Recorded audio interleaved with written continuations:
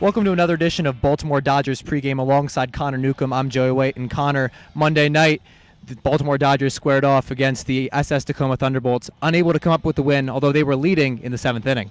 Yeah, Chan got his first start for the Dodgers on Monday. He pitched pretty well, went 3 1/3, didn't give up anything, but it was a perfect game through 4 innings for the Thunderbolt starter, William Brown. The Dodgers finally got to him in the fifth, got 2 runs, and a big 2-run homer from Austin James in the seventh. Really thought the Dodgers, that'd be the difference in the game, giving them a 4-3 lead, but the bullpen couldn't hold on, gave up 3 runs in the top of the ninth, and the Dodgers fell 6-4, going to 2-6 in the season. But they got an off day yesterday to really kind of clear their minds of that tough loss in the ninth inning, and now it's the Herndon Braves today.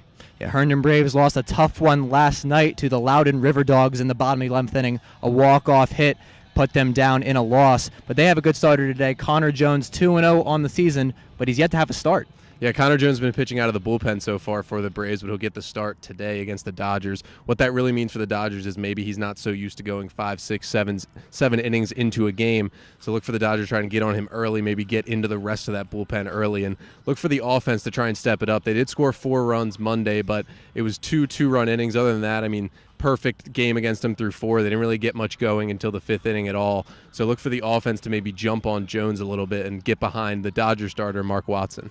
And as you mentioned, Mark Watson on the mound again. Last time he was on for the Dodgers was against Alexandria. 7 innings of 1-run baseball, unable to come up with the win. He's going to try to get it done today. Yeah, he only allowed the 1 run. He struck out 6 batters in that start, was really pretty dominant. Again, that was another game that the Dodgers couldn't hold on. They actually were down to their final out in the 9th inning and couldn't hold on to the lead. But Watson's, his bullpen really didn't help him, and the offense didn't help him either. It was only a 2-1 lead for the Dodgers when he left the game, but hopefully for the Dodgers and for Mark Watson, they'll get him a little more offensive support today, and if he can pitch like he did last week, the Dodgers should be in for a victory tonight. Both teams looking to get back on track. That'll do it for us here. Make sure to stay tuned for our live stream, Baltimore Dodgers versus the Herndon Braves. Joey White for Baltimore Dodgers TV here along with Brian Tagoe. And Brian, yesterday, bat came alive for you a little bit, got a little power on that double, drove home 2 runs. What did you see on that pitch that it made you able to connect on that? Well, basically that at bat, I was just looking for a fastball I could handle, and I got one up, and then I just put a good swing on it, and thankfully it went over the right fielder's head, and yeah. Now, yesterday, guys weren't able to come up with the win. It was another situation where you guys had a lead, weren't able to finish off the game. What did Coach have to say to you guys afterward and about moving forward from here? Basically, Coach was just talking about, minimizing the mistakes that we made. And yeah, we're still in games. It's just we just got to finish. Now, you're a guy who's a second-year player on this team. A whole new group of guys in the clubhouse. Are there any major differences, or what's the vibe of this team like as compared to last year? Well, I think there's a lot of talent this year.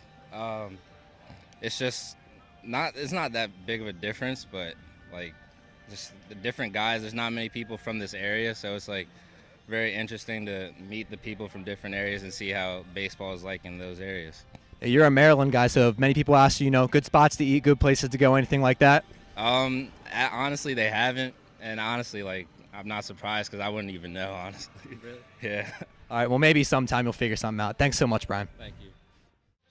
Connor Newcomb here for Baltimore Dodgers TV, here with Dodgers reliever John Sakowski. And John, another great outing. Back on Sunday, you went 5 innings, finished out the game, just gave up the 1 hit, didn't give up any runs. I know it was a couple days ago, but what was working out there for you on Sunday?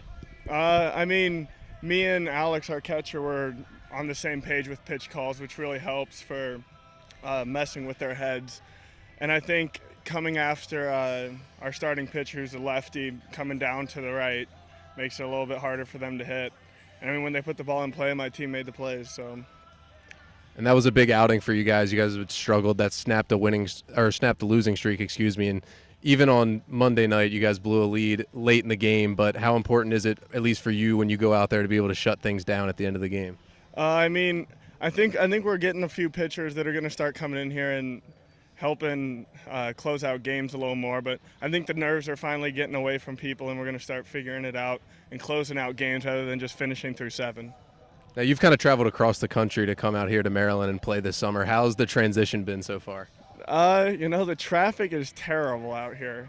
In Omaha, it's nice and relaxed. You never really drive more than 10 minutes to get anywhere. And transitioning to the 45-minute drives has been a little tough, but other than that, it's all pretty nice. Now out in Omaha, you're kind of in the college baseball capital of the country. Is the game any different out here, the way guys play over on the East Coast?